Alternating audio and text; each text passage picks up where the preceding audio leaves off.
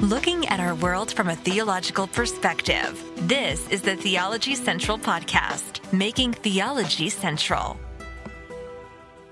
Good afternoon, everyone. It is Friday, November the 5th, 2021. It is currently 3:35 p.m. Central Time, and you know where I'm coming to you live from. I'm right here inside of the empty sanctuary, Victory Baptist Church, Ovalo, Texas. It's a beautiful day outside, about 65 degrees, sunny. It's beautiful. It's not cold and rainy anymore, so that's good. It's a beautiful day. It's Friday. I know it's the beginning of, for most of you, it's probably the beginning of your weekend. I know you've probably got a lot of things to do, probably a lot of distractions, but I want you to just stop for maybe an hour. It may take about an hour. I want you to stop for a few minutes. I think as a pastor, I'm supposed to say, stop for a few minutes, because if I say an hour, you're just going to be immediately like, nope, I'm not listening. But I'm not very good at well, I guess I'm probably good at lying sometimes. But in this particular case, I'm not good at lying. You don't want to ever say you're not good at lying, because we all know that the human heart is what? Desperately wicked and deceitful above all things. So as soon as you say you're not good at lying, you're probably lying. So I'm just trying to be honest with you. It's going to take probably close to an hour. It almost always does anytime I turn on the microphone. But I want you to stop what you're doing, if you can, and let's turn our attention back to Genesis chapter 12, because that's been our Bible study exercise this week. I have this feeling, now I could be wrong, and one thing you can never do is base anything on feelings, but I have this feeling that people have not been as invested or interested in this study of Genesis chapter 12. I feel that, but I still think that in spite of that, we must press on. I think sometimes, now I could be wrong here, but this is a belief, all right? This is more of a philosophy.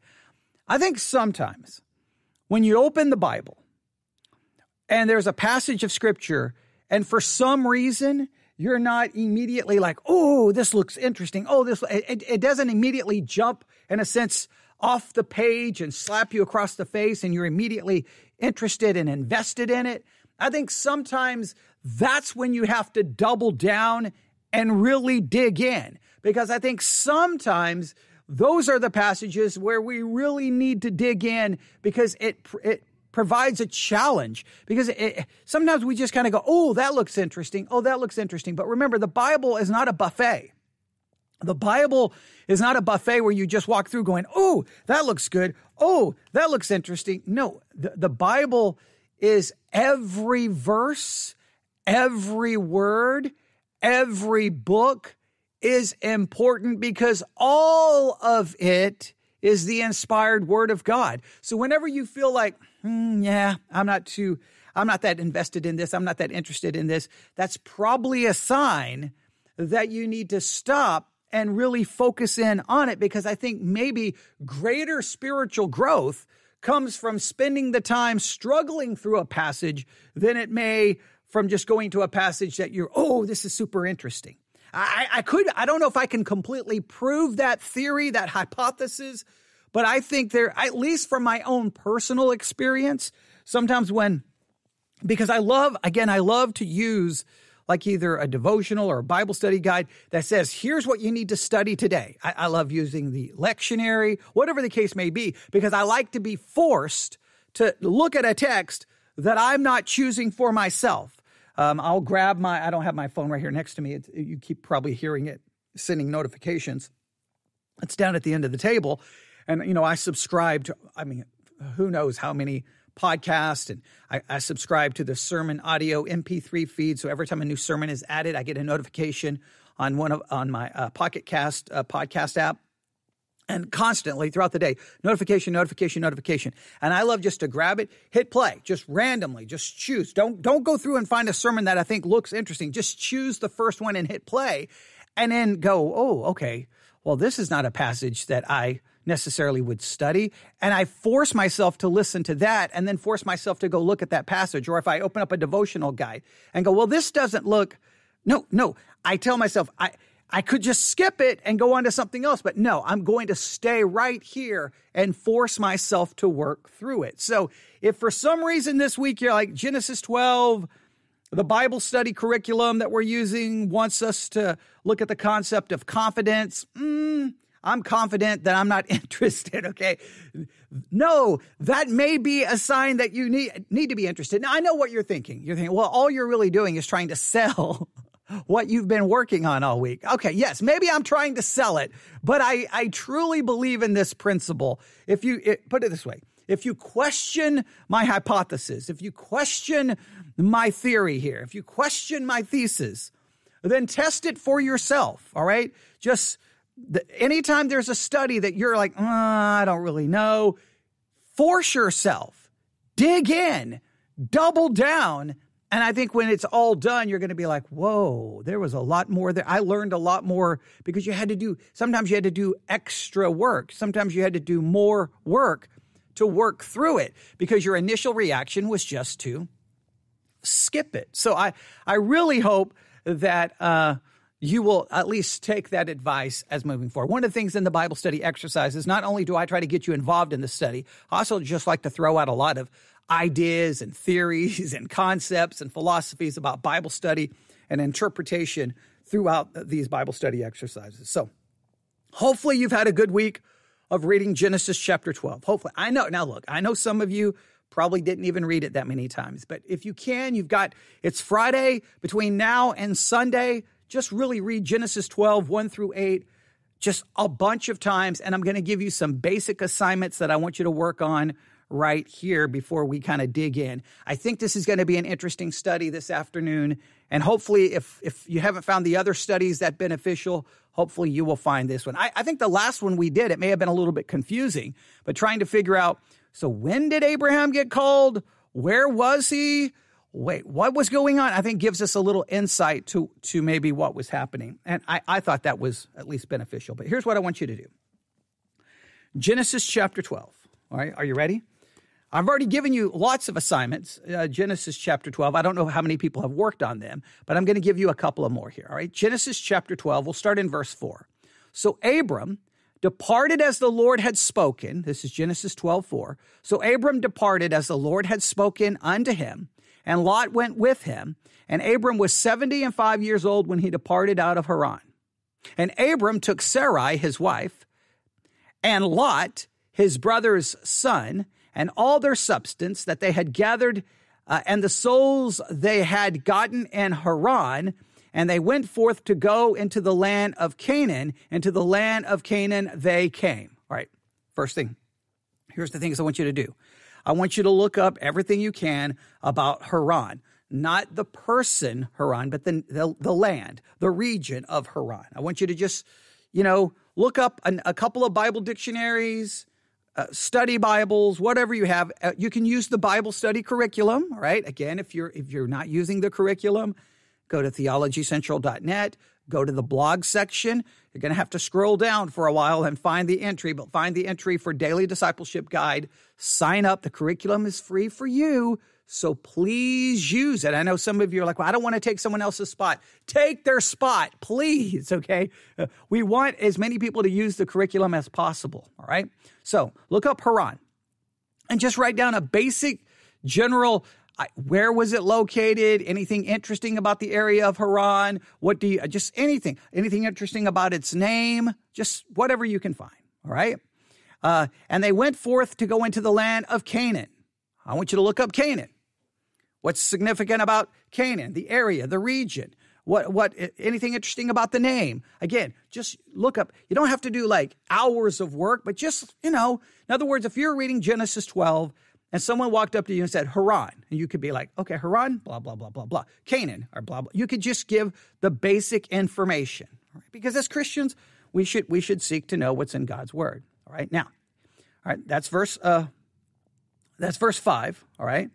And then verse 6, Abram passed through the land unto the place of, now the King James has it written this way, Sichem, Sichem,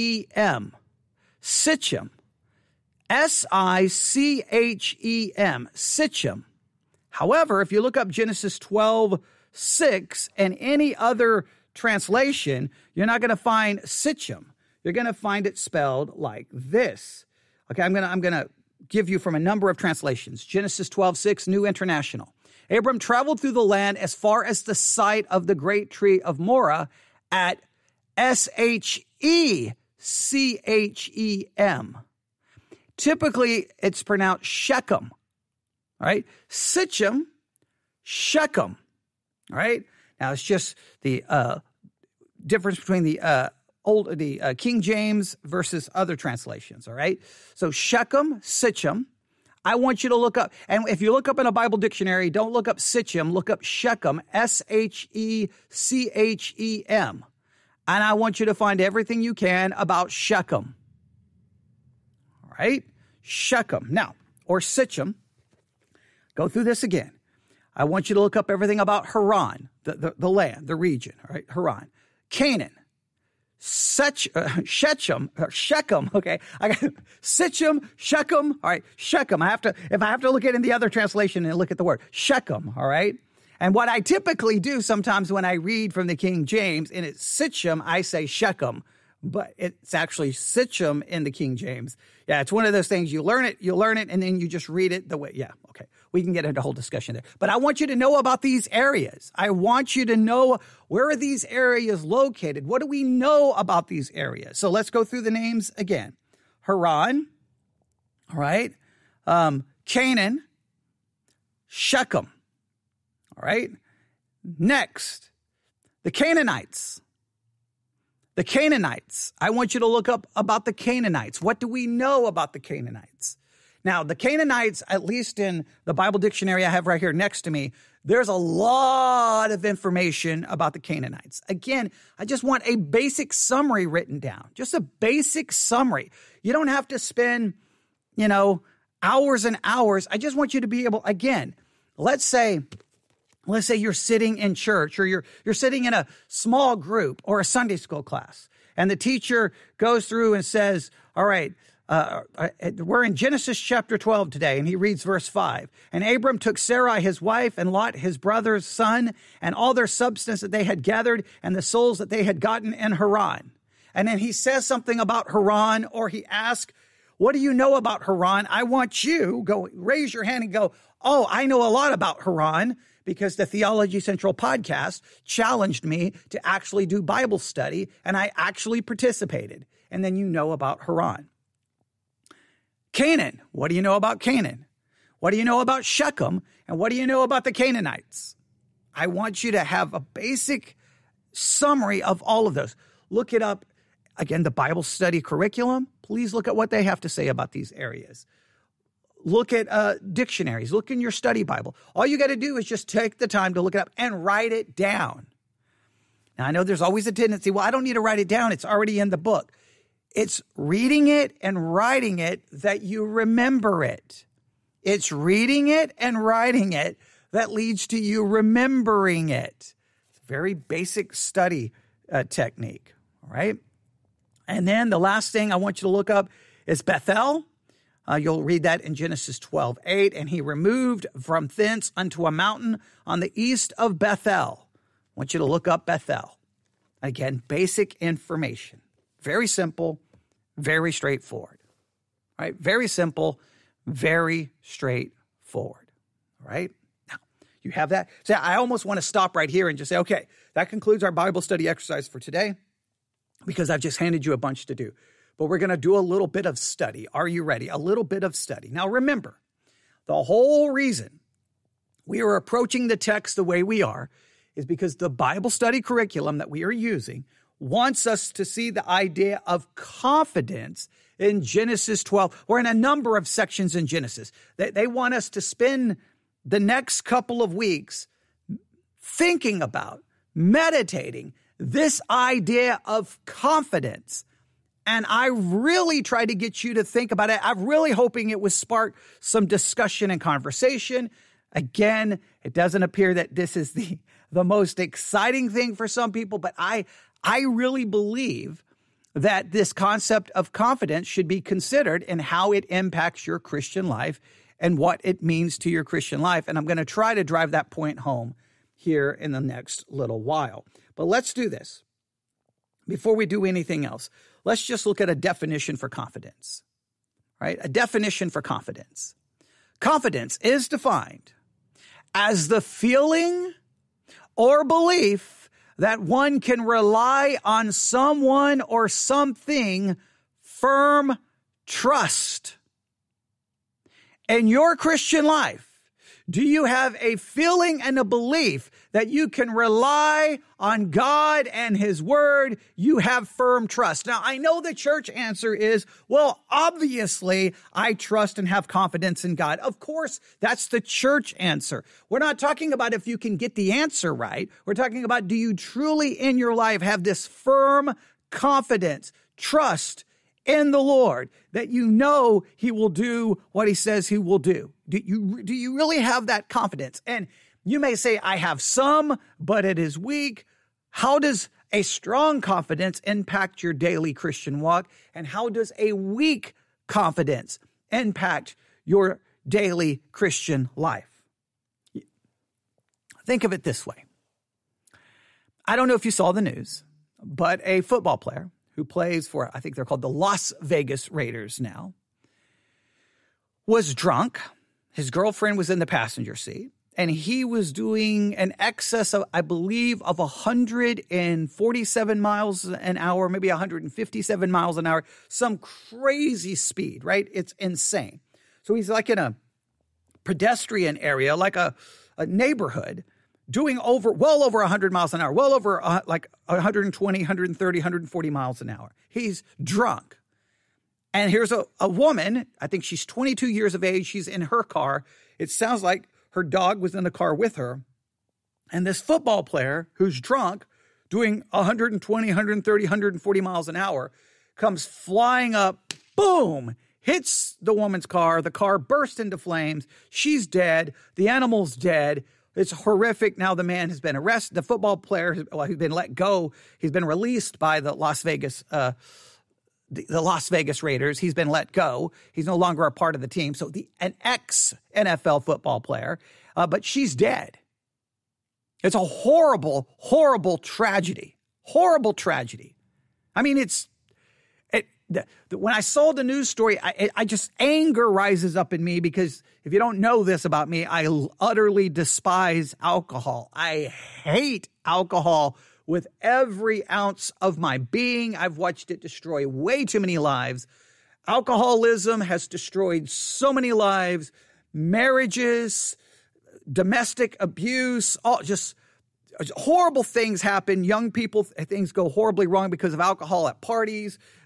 Girls sexually assaulted, just horrible. I hate alcohol. I despise it. There's just no reason to partake. There's no reason to drink. You've got a million drinking options, and you can get them without alcohol, all right? Anytime I'm on a cruise, I go to all the different bars all over the cruise ship, and I get all kinds of drinks, and guess what? None of them contain alcohol, because I just get them without alcohol, right? And they still taste great. They just don't have the alcohol, because I hate alcohol. So on one hand, the story just makes me furious and angry of alcohol. I just hate alcohol. But when I heard the story, I started thinking about this. What if I, sitting at home one evening, and let's say that was my 22-year-old daughter, she gets killed by a drunk NFL player who's doing 100+ miles an hour, and my daughter is dead.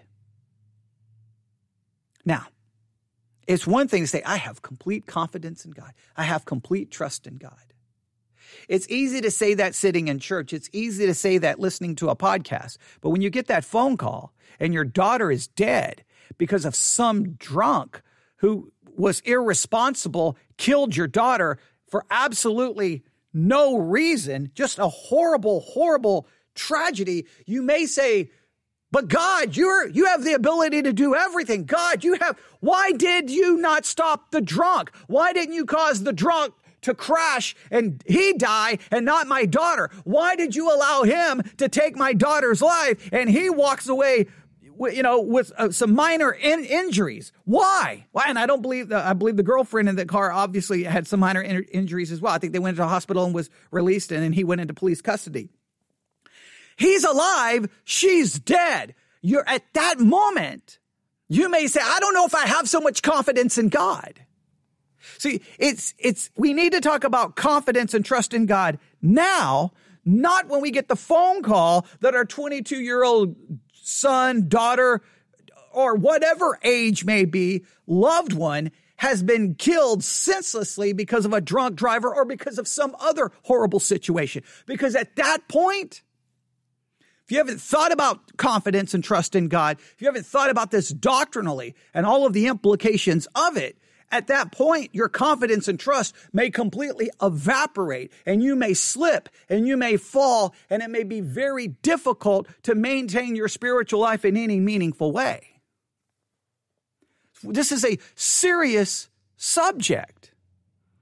And the Bible study curriculum wants us to look at the life of Abraham to learn about confidence and trust. So today, I grabbed my journal,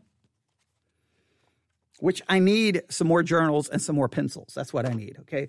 I need more journals and more pencils, okay? I'm going to have to go to Office Depot. I just keep forgetting to go, all right? I need to look on Amazon and look for it. But yeah, so my journal almost filled up, all right? Carry this thing wherever I go. I always have, and I would challenge you, always have a journal with you, always. And then anytime you listening to a sermon or reading the Bible, anything, just always, just write, okay? So this is what I wrote down. How do we develop confidence and trust in the Lord? How do we develop our confidence and trust in the Lord? I think there is an initial confidence and trust in the Lord that we place in God at salvation. At salvation, this is what we're saying. I have no confidence in me. I have no confidence in my flesh. I have no trust in me, no trust in my confidence. I am incapable of doing what would be required to be saved because I am unholy. I'm a sinner. God is holy. I place no confidence in the flesh, and I'm placing my confidence and my trust in Jesus Christ for my salvation. I'm confident in his righteousness, not my righteousness. I'm trusting in his righteousness, not my righteousness. There is the initial confidence and trust that we place in Christ for salvation. But that confidence and trust in him has to continue to develop. And how does it develop and how does it grow so that we go from one level of confidence to a greater level and a greater level of confidence? So now after salvation, if we get that phone call at 2 a.m. that our child was just killed by a drunk driver, we have the confidence and trust to trust in God when everything in you may not want to have that confidence and trust. So how do we develop it? Well, what I wanted to do is this. I wanted to start coming up with concepts that I found in Genesis 12, 1 through 8, and flesh those out and develop kind of an idea of how we can develop confidence and trust in the Lord based off Abram's life, Genesis 12, 1 through 8. And really going back to Genesis 11 through Genesis 12, 1 through 8, you'll see how far we go back. And I just think there's a couple of things. So the first thing I wrote down was this. If you want to develop trust and confidence in the Lord, you have to follow God in the midst of the difficulties of life. I think one of the ways we develop trust and confidence in the Lord is our walking with him, are living out our Christian life in the midst of difficulty and trial. Now, you got to stay with me the way this works. We place our confidence and trust in the Lord at salvation, and then we begin our Christian walk. And it doesn't take very long. Well, maybe in your life it took a long time, but for me it did not take very long. That as soon as I start walking and following him, guess what I realized? That life was just remained difficult. And there was still problems. In other words, I didn't become a Christian and all of a sudden, boom, everything was simple. Everything was easy. Life was still difficult. There were still problems. And now by walking with God in the midst of those difficulties, that's what develops and strengthens and brings in more confidence and trust. It's walking with God in the midst of that, and that's exactly what we see here in Genesis. So I just started writing down some things that Abram, now we believe that he was called back in Mesopotamia, that he was called then to follow the Lord. And we know that then Terah, his father, starts moving them towards the land of Canaan. They get to Haran. They stay there. Then Terah dies. Okay, we can go through all of that. Okay, someone just said, to have confidence in God, it doesn't mean you don't struggle, but that you wrestle with God and life's issues. Very, very well said. Very well said. And I think that's what we're going to see here in the life of Abram. I think that's what we're about to see here. So again, what I wrote down, we follow God in the midst of the difficulties of life. It's walking with God, or as someone just said, wrestling with God in the midst of life's issues. That's where we begin to develop. That's when the confidence, that's when the trust grows. It doesn't grow simply when it's a theory or an answer to a question in church. It's not when it's a word sung and a praise song. No, it's when it's lived out, and we immediately see this in the life of Abram. So he's called, but look what happens here. Right? Go to Genesis chapter 11. Genesis chapter 11, because we see this immediately starting to take place. Go Genesis 11, verse 27. Now these are the generations of Terah. Terah begat Abram, Nahor, and Haran. And Haran begat Lot. And Haran died before his father Terah in the land of his nativity in the Ur of the Chaldees. Right? So we believe Abram was called, from everything that we can tell, we talked about this a lot on Wednesday, back when he was in the Ur of Chaldees. That's when he was ultimately called. Right? That's when the call took place. Now, some say, did the call happen directly, or he was called in a sense through providence, and the providence took the shape of his father Terah deciding to move the family that direction. You can go back and listen to all of that, and you can try to figure all of that out. The thing is, some people get so caught up in those questions that we miss some of the bigger lessons here.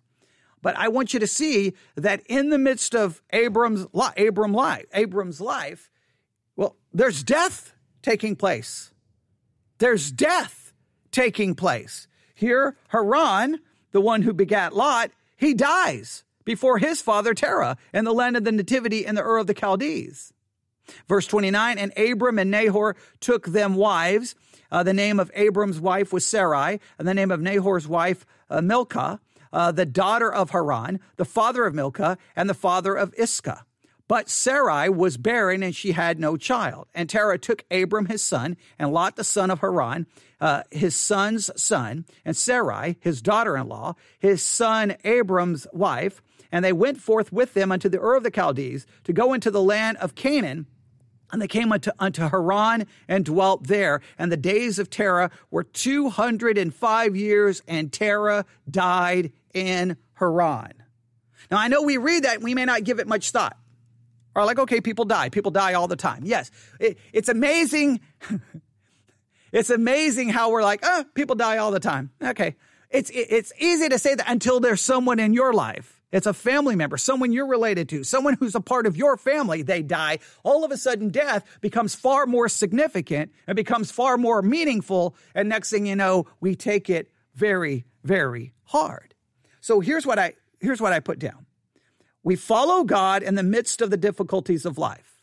The first difficulty that Abram is encountering as he has been called, and they're slowly but surely he's making his way to Canaan. It's taking a very long time to get there, and we could talk about all of that, but he is, in a way, since he's moving in that direction, no matter how slow it's taking, no matter how many detours it's taking, no matter if it stops, he's moving in that direction slowly but surely.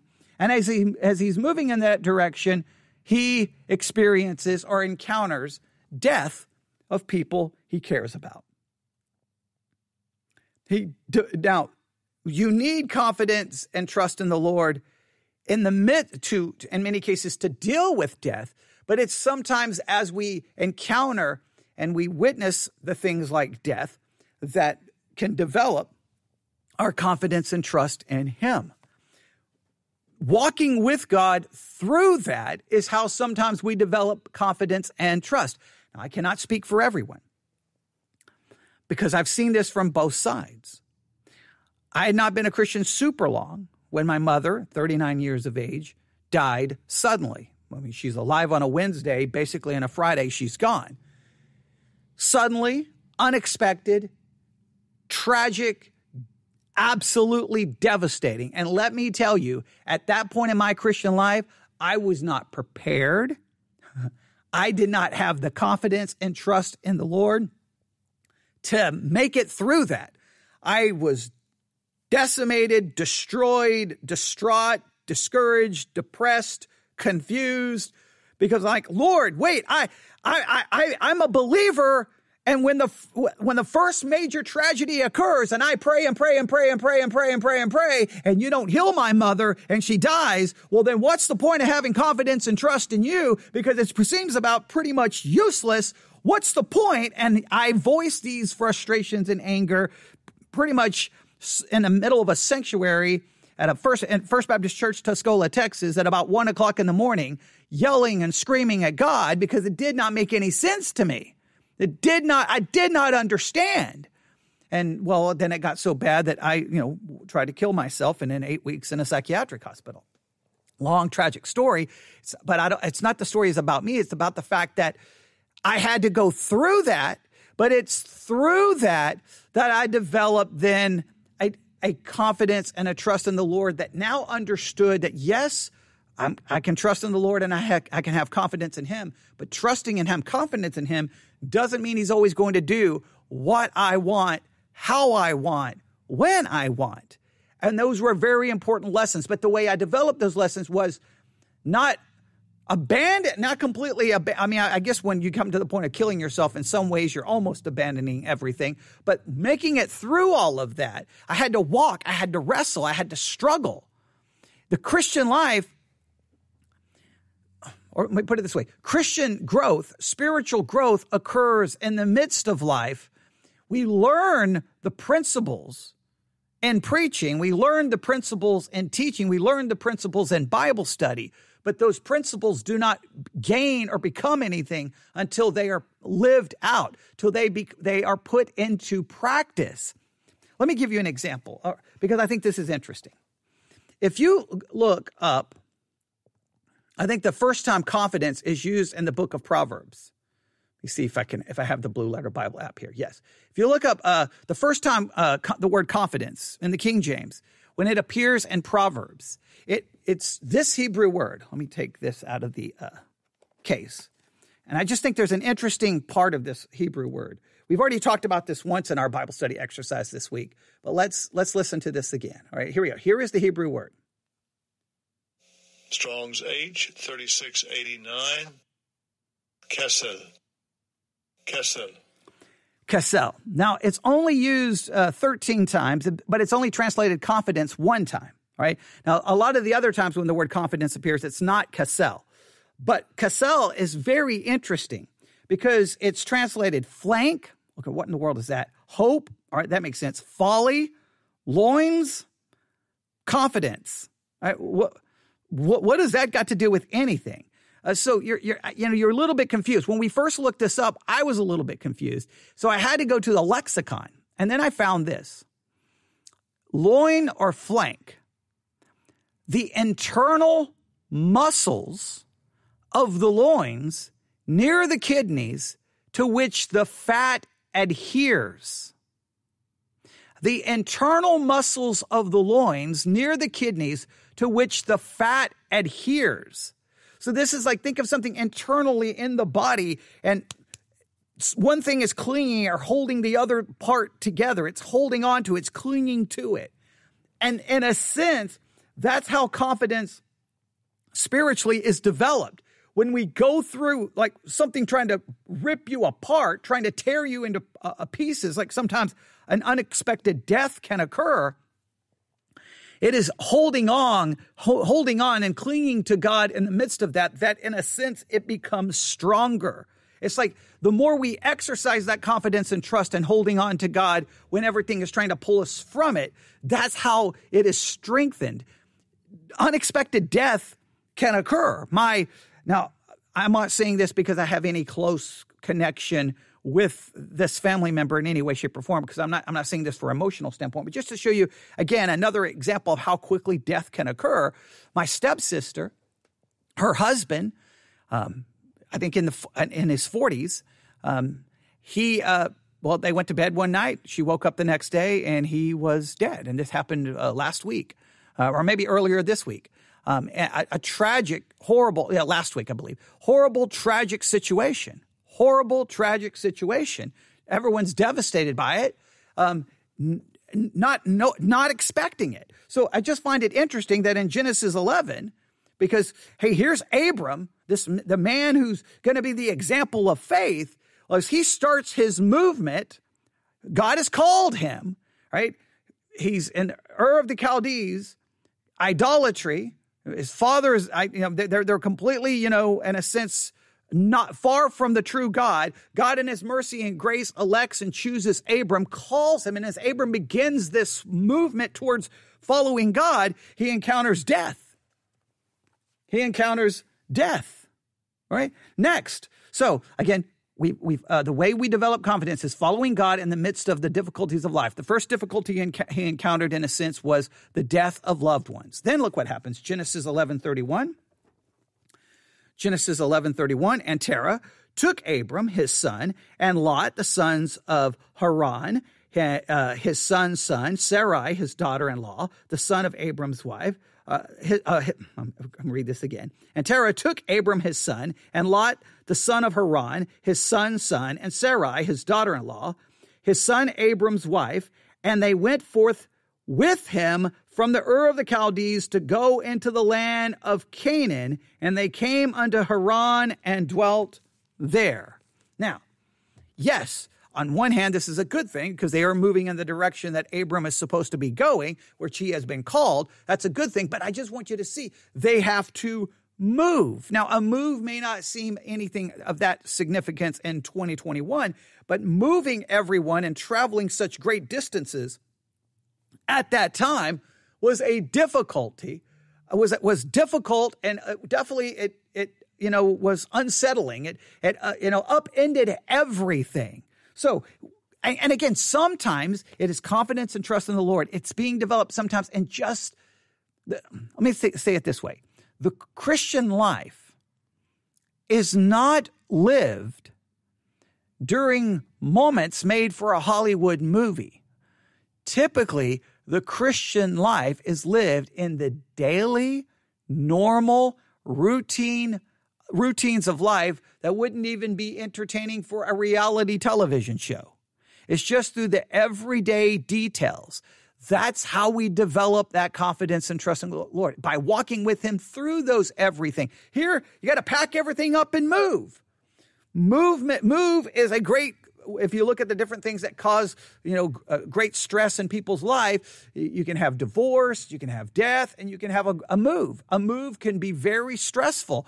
Now, we read the story like, that they all packed up and started moving, and they all had halos over their head, and there was never any frustration or any bickering or any disagreement. But we know that that's not the reality it is. It's sometimes developing confidence and trust in the Lord and spiritual growth occurs when you're on a family vacation, and the next thing you know, everyone's at each other's throats. That's sometimes where you develop confidence and trust, and I'm going to rely on the Lord. I'm going to try to handle myself in a godly way. That's how we grow spiritually. But sometimes we ignore those moments, and those are the moments that should be developing us and helping us grow in our confidence and trust in the Lord. So there was death, there was movement, there was moving. And now look at Genesis 11:29. Something else occurs. Genesis 11:29. And Abram and Nahor took them wives. There's marriage. These are just the normal things of life where this confidence and trust in the Lord is going to be developed little by little. Death, moving, marriage. Marriage presents all kinds of difficulties and struggles. And are you going to be confident and trust in the Lord and rely on the Lord in the midst of those difficulties, in the midst of those struggles? All right. Genesis 11:32. throws in another situation. And I don't think this is just placed here for information's sake. I think it's very important to the whole story and how this is going to have a profound impact on them a little bit later. Genesis chapter 11, if I said 32, I meant verse 30. But Sarai, Abram's wife, was barren. She had no child. That's a significant thing in that culture. Having a child was very important for the woman, her identity, her viewing her purpose, for the way the family structure would develop and everything about the whole genealogy and everything. It was so important to have children. She's without a child. So he's married. Now he has a wife who cannot produce a child, and we don't know what kind of stress and difficulty that may have caused within that marriage. We don't know, but it's through those kinds of things where are we going to have confidence? Are we going to trust in the Lord? We're going to have confidence and trust in the Lord. And again, it's easy. This is so very important. Sometimes when people face a difficult, there are some couples, because they cannot have a child, it puts great stress on the marriage. Now, sometimes they'll be like, oh, we have confidence and trust in the Lord that he's going to fix this. Trust in the Lord is when it doesn't get fixed, and it's going to be a very long time before they have a child. It's going to be a very long time before they have a child. Confidence and trust when God doesn't immediately resolve the problem. That's how it is developed. So how do we develop? By following God in the midst of the difficulties of life. He's experienced death, moving, marriage, no children, but look, something else is getting ready to happen. All right, look at Genesis chapter 12. Look at Genesis chapter 12. Verse 5, Genesis 12:5. Abram took Sarai, his wife, and Lot, his brother's son, and all their substance that they had gathered and the souls that they had gotten in Haran, and they went forth to go into the land of Canaan, and into the land of Canaan they came. So they continue their travel. I mean, he was called. It's moving. There's marriage. There's death. Okay. His wife cannot have any children. It's just slowly he's getting closer. Finally, we get to verse 5. He's going to go into Canaan, but what is he bringing with him? Great material wealth. It appears that they have slaves, they have possessions. He has some level of wealth. Now you say, well, that's not a difficulty. It's not a difficulty in one way, but sometimes great wealth can bring about great difficulties for your spiritual life. Sometimes what may appear to be a blessing can also be a difficulty in one's spiritual life. And we know that all of his great wealth, as he continues to get more and more and more, is going to become a source of difficulty between him and Lot, if you continue to read. So he has to deal with wealth. So death, moving, marriage, a barren wife, and wealth. These are things that he has to deal with. It is dealing with those things in everyday life that develops the confidence and the trust in the Lord. We have to, in every situation, we ask, how am I showing confidence and trust in the Lord in this situation? How am I demonstrating confidence and trust in the Lord in this situation? Typically, I can't speak for everyone else. For me, a lot of time, I don't think about, okay, how am I demonstrating confidence and trust in the Lord? I just think, okay, what's the right decision I need to make here? What will fix this problem? Sometimes it's just about fixing the problem, moving on to the next thing. But sometimes I don't stop and go, wait a minute. What would be the correct way of acting and thinking in this situation, demonstrating that I have confidence and trust in the Lord? And how can this situation be utilized to develop that confidence and trust in the Lord?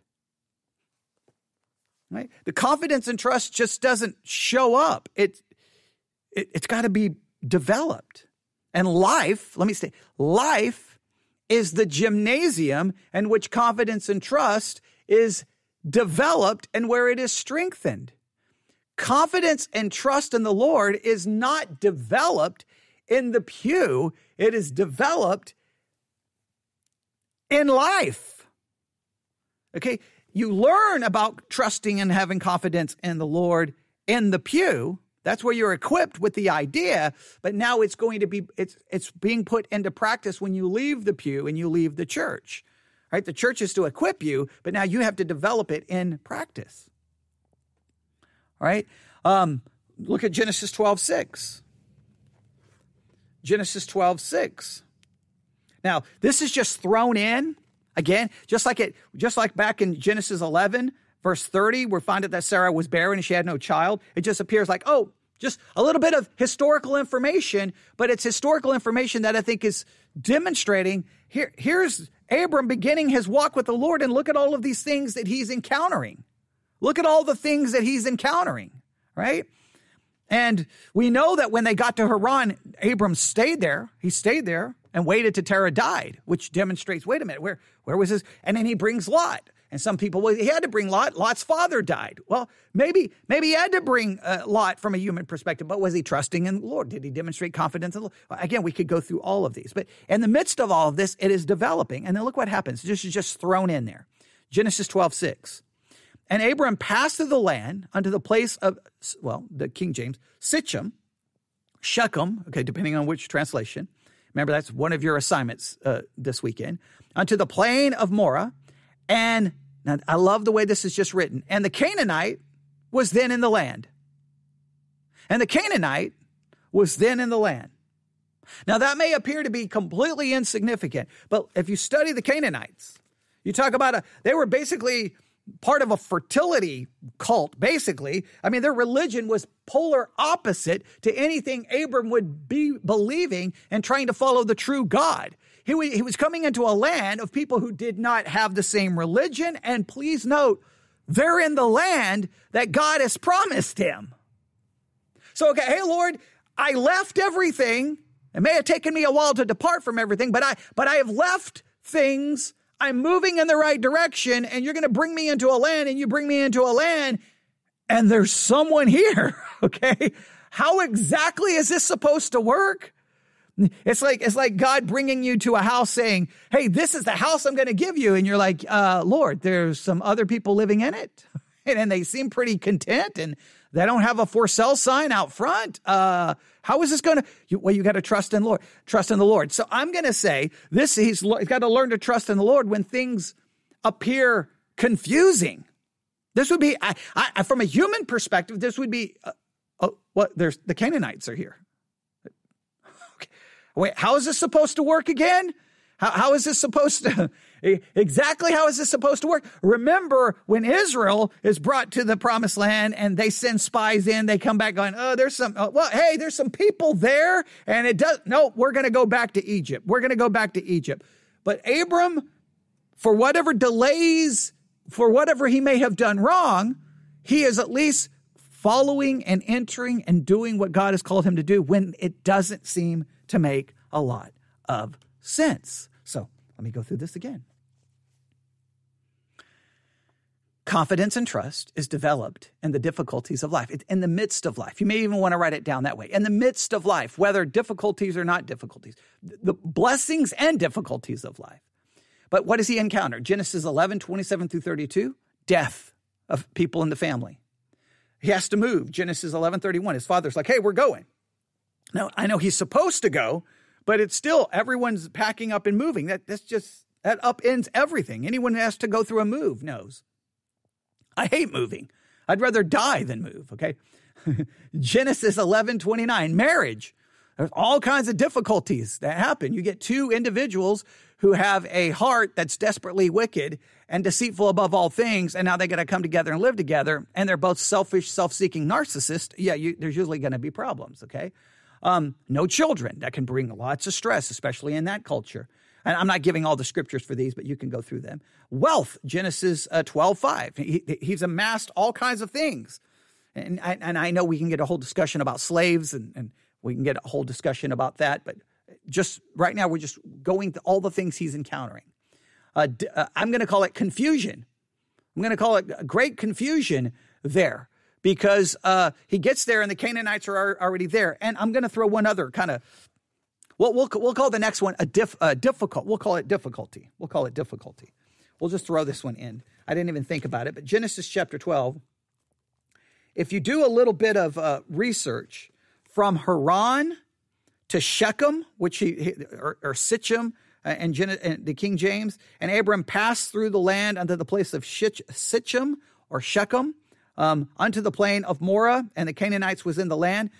Genesis 12:6, from Haran to Shechem, I think is between 300 and 400 miles, if all of the sources I've looked at are correct. I cannot 100% verify that, but I think most place it between 300 and 400 miles. You can look at the Bible study curriculum if you're using the curriculum, and you can verify that, and you can look up other sources. That's one of the reasons I had you look up all of these places, because I want you to see the distance. Well, this was just great difficulty. You got all of this property, people, you've got a wife, you've got and you're making this very difficult journey, and you're coming into a land where you're going to be a stranger, and you're bringing in a religion that's not a part of their religion. You're in great difficulty and danger, I would say, great danger. So let's go through all of these again. Oh man, we're already at 50 minutes. Okay, I told you it was going to be an hour. So following God in the midst of the blessings and difficulties of life, in the midst of life, is how we develop confidence and trust in the Lord. Look at the things Abram encountered: death, moving, marriage, barren wife, wealth, a difficult journey of 300 to 400 miles with all of the things he had coming with him. We'll just leave it all right there, right? There's probably some more we could throw in, but all of that demonstrates that's where it's being developed. That's where the confidence and trust is going to be developed. And we're going to see this play out. In fact, if you just continue reading Genesis, everything that Abraham goes through, his confidence and trust, at times it seems very weak. And then ultimately, he's offering up his only son as a sacrifice. You're like, how did he get there? His confidence and trust did just not start off like, I have so much confidence and trust in the Lord that I'm willing to sacrifice my son, believing that God can raise him from the dead. No, it didn't start that way. It started with a lot of difficulty and struggle, but it was all being developed in the midst of life. Life is the gymnasium where our confidence and trust is developed, where it grows, where it is strengthened, and he had plenty going on here. There's a second. So there's the first major way that our confidence develops in the midst of life, the good, the bad, the blessings, the difficulties of life. That's where it's developed. There's another place it is developed. Genesis chapter 12, I'm going to look at verse 1 and verse 4. Genesis 12:1. Now the Lord had said unto Abram, get thee out of thy country, from thy kindred, from thy father's house, unto a land that I will show thee. So Abram departed as the Lord had spoken unto him.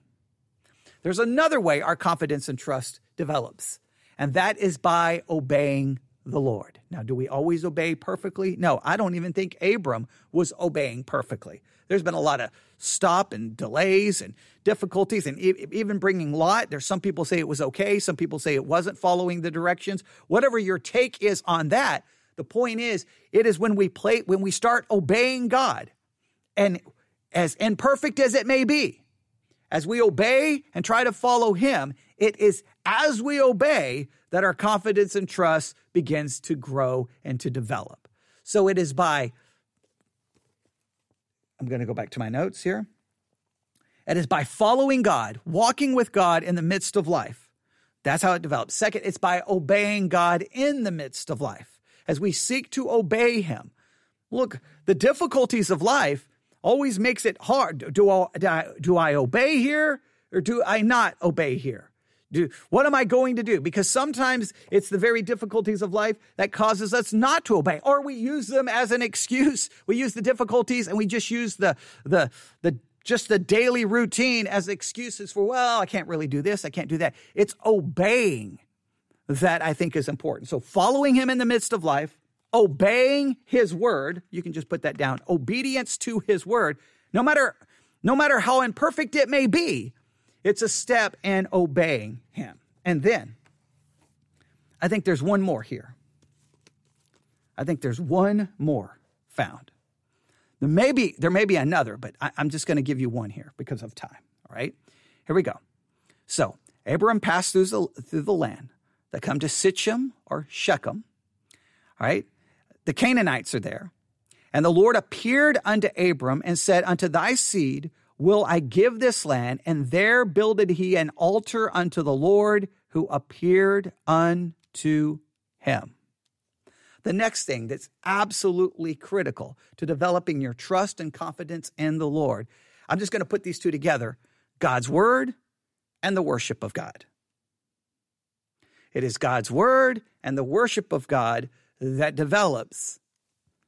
And worship and the word are absolutely forever inseparable. They are linked together. The worship of God is, we worship God by hearing his word, by listening, by studying his word. That is one of the highest acts of worship because we are listening to what God has to say.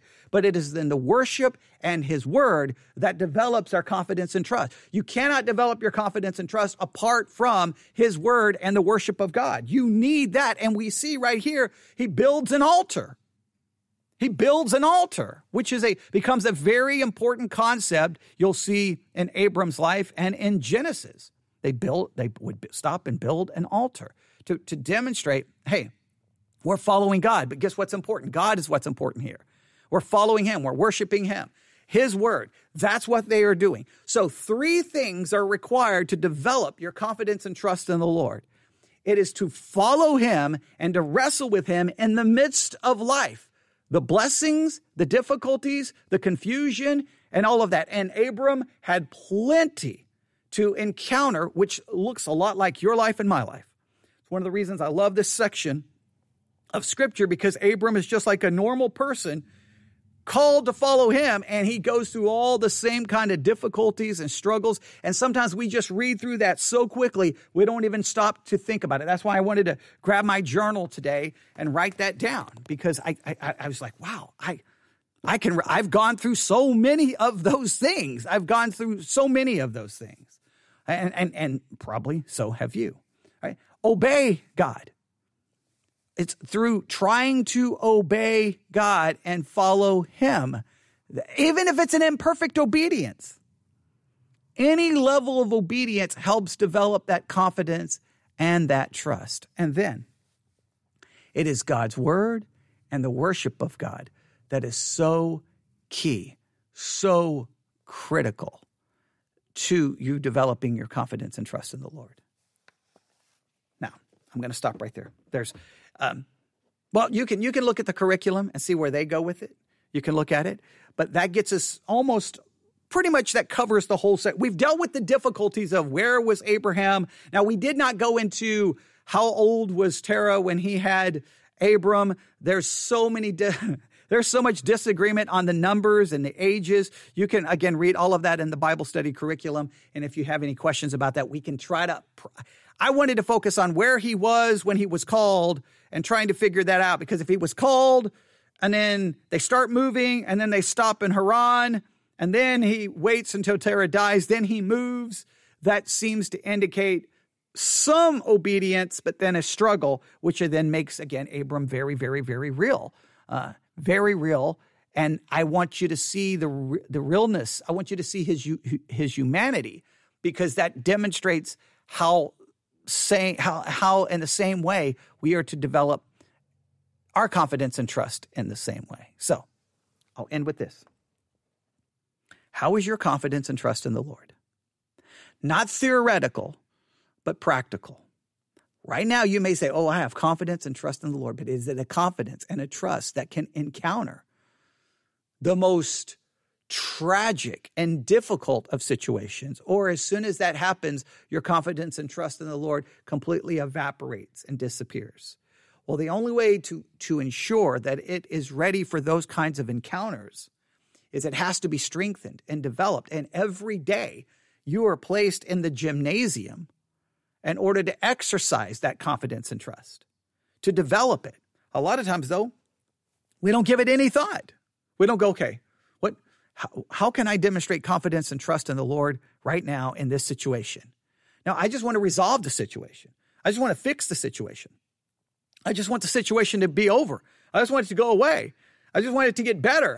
Sometimes I don't stop and go, okay, Confidence and trust in the Lord would call me to do what right here? If I'm truly placing my confidence in him, I'm truly trusting in him. And to place my confidence and trusting in him, in other words, I'm going to rely on his word, what he would have me to do. I'm thinking about him. I sometimes don't think about it. Well, then guess what? Those encounters are wasted and being able to develop it. I think we have to think about it. So confidence and trust. That was the focus for this week's Bible study exercise. Now, we may, tomorrow, I'll probably go ahead and introduce next week's study. We still may be in Genesis.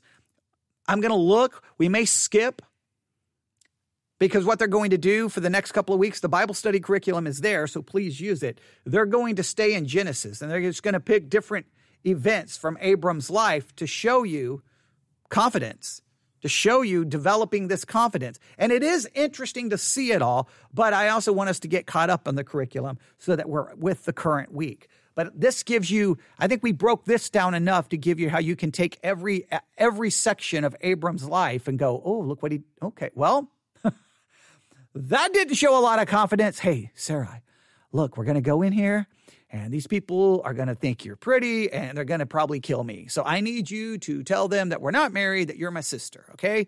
Because, we got to make it another day. All right, there's a lack of confidence and trust. But guess what?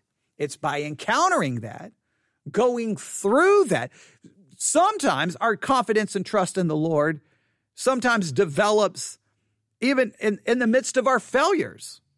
Because I think our failures then demonstrate that we should place no confidence in the flesh, which we've already talked about. We are to put no confidence in the flesh.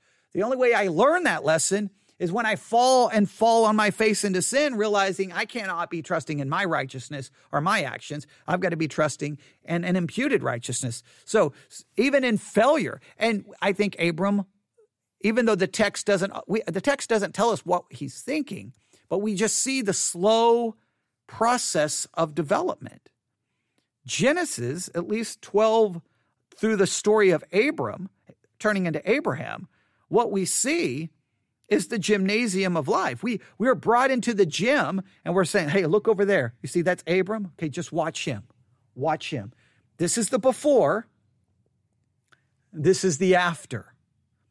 Before, lots of difficulties, lots of problems, lots of wavering, lots of up and downs, not always obedient, fearful, doubting, questioning, all kinds of problems. Now look at him after. And you're like, well, how do you get from, hey, leave your father and leave everything. Okay, well, I'm going to stay in Haran for maybe 5 years, to I'm willing to sacrifice my son. How do you get there? You get there through following God in the midst of life, wrestling with him in the midst of life, obedience, and God's word and the worship of God. That is what is required. All right. There we have it. Thanks for listening. You can email me, newsif@yahoo.com, newsif@yahoo.com, newsif@yahoo.com. Read at least till tomorrow, until I introduce the next study, at least maybe today, tonight, maybe tomorrow. Read Genesis 12, 1 through 8. You can go to Genesis 11, maybe 37 to Genesis 12, 8. Read it a bunch of times and just see if you see some of this kind of flesh itself out. The more you read it, the more you see. I had to read it a bunch of times before I stopped and go, wait a minute. There's death. Wait a minute. There's marriage. Wait a minute. There's wealth. Wait a minute. The more I read it, the more I started seeing these things. I'm like, okay, I can apply this to the idea of confidence. I can at least apply it. I can at least see it, and you could throw in the word faith, right?